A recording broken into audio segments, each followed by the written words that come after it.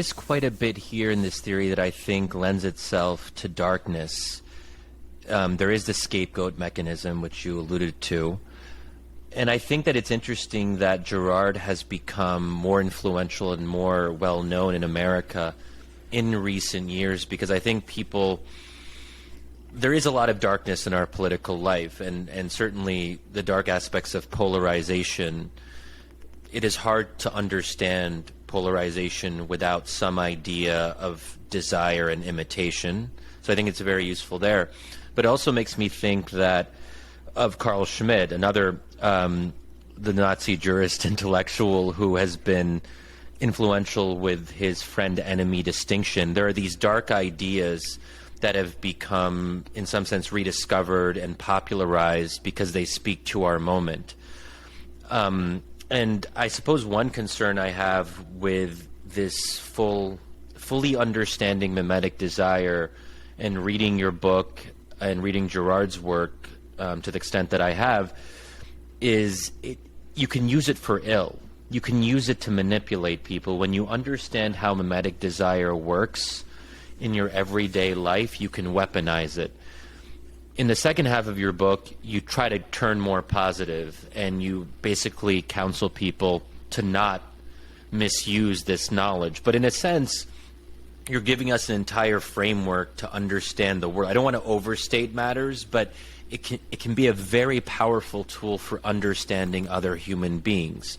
But it is ultimately up to us to decide what we want to do with that knowledge. Yeah, I mean, isn't that the case with any knowledge, right? That it can be used for good or for ill. People have the agency to decide how they want to use that knowledge, and to the extent that you think that Girard is putting his finger on something true about human nature and culture, then that can certainly be used for personal gain. I think there are people out there right now who are, I would call it weaponizing mimesis, right?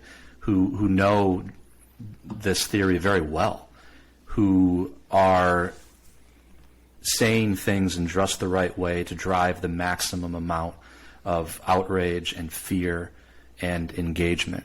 And some of them are becoming extraordinarily popular and wealthy within certain circles because of that weaponized mimesis. And I think that's a huge concern of mine. Girard,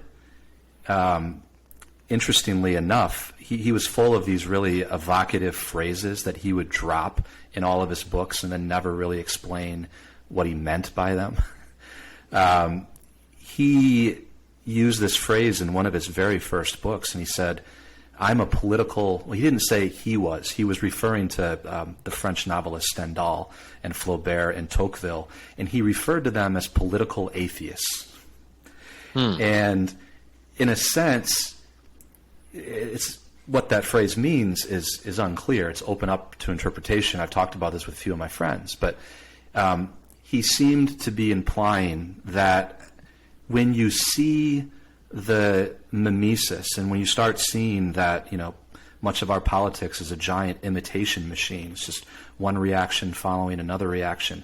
And when you can gain some critical distance from that and from, the sort of the mob mentality, it is possible to opt out of the game that the people that weaponize mimesis want you to play, right? Because it benefits them or their personal brand or whatever. And I think Girard was sort of using this term political atheist in a positive sense, right? That maybe we need to believe a little bit less in some of these narratives and in the power of politics to solve all of our human problems, including our limitations and sin, if you wanted to get theological about it. So he always seemed to want to put things into perspective. Here's a force that I see in the world, is what I hear him saying. The more aware you are of it, the better.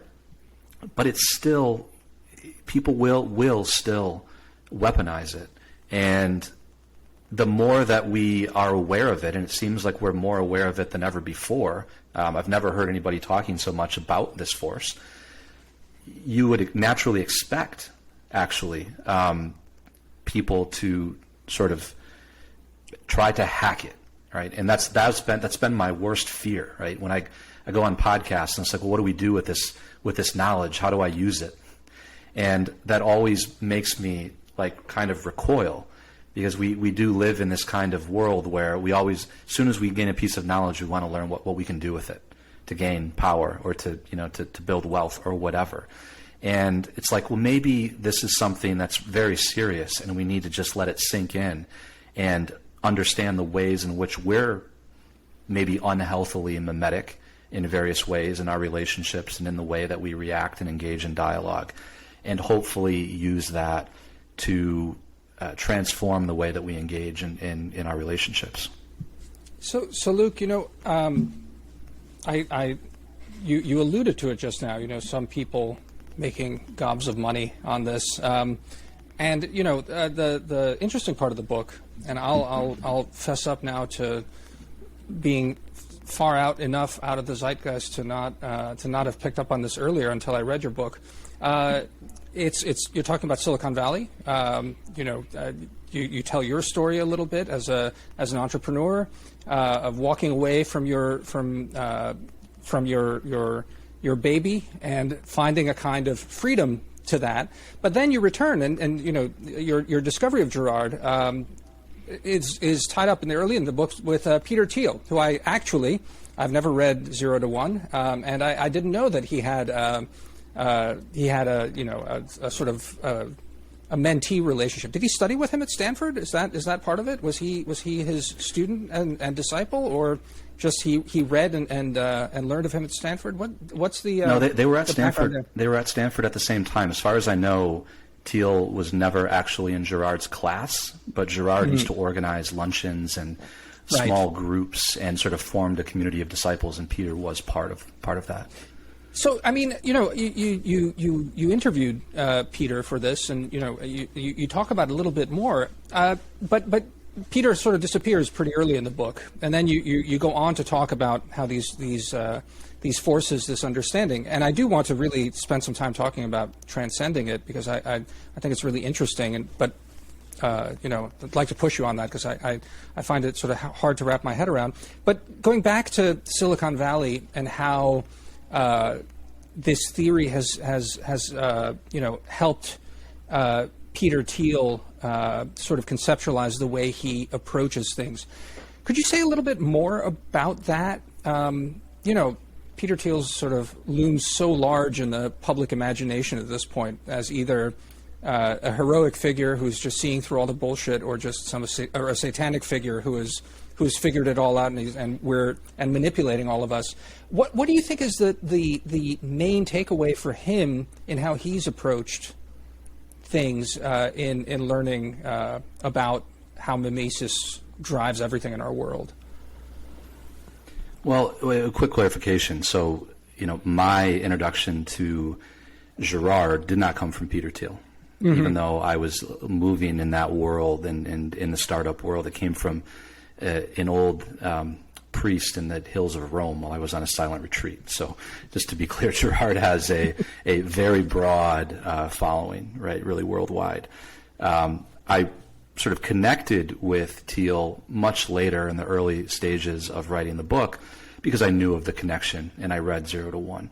And I was intrigued because I read 0 to 1, and I was like, this whole book seems to be speaking about mimetic theory and taking insights from Rene Girard, but never mentions Girard. It obviously has to be pulling these insights from Girard.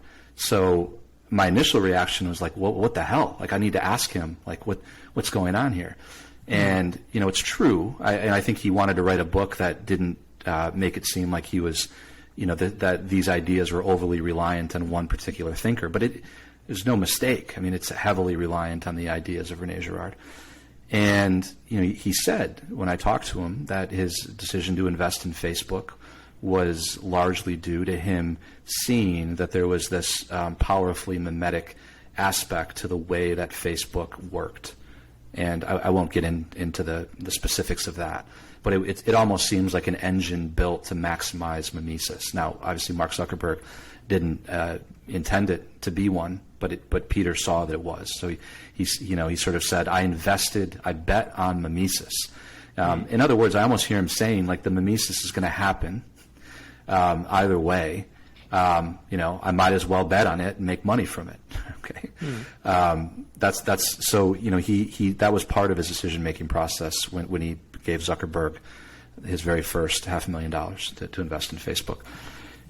In that book, 0 to 1, I think he elaborates his, at least the way that he looks at economics, and how, we can tend to just be looking at the same things that everybody else is looking at and miss all kinds of opportunities. And so he's got his entrepreneur's hat on, right? And so many times, entrepreneurs are just chasing the money. They see somebody else starting a particular kind of company. I don't know. They see Substack, doing really well, helping people launch newsletters, and all of a sudden there's a bunch of copycats. And, that's sort of driven by some level of mimesis. So, he definitely sees that mimesis destroys value creation because it causes us to miss opportunities to build things that need to be built because, we're not looking there. We're just looking to our right and our left and following the crowd, following the herd. So from an economic growth standpoint, that's not optimal. And there's all kinds of, trickle-down effects from mimesis into all kinds of other fields, right? Like even in research, and you look at Alzheimer's research, there was all kinds of money and grants and things going to one specific hypothesis, right, for a particular protein in the brain that was thought to cause Alzheimer's. For decades, most of the research and thinking revolved around the one thing, and people weren't exploring other solutions, right, or even looking at other ideas, right? So, this happens in academia all the time. It happens in the economy, and I don't know what Peter's thinking, but it probably happens in politics too, right? We start, once the conversation is sort of demarcated along certain boundaries and lines, most people are afraid to talk about things that sort of that fall outside of those boundaries. And the people that admire him in that realm, I think, like that he seems willing to go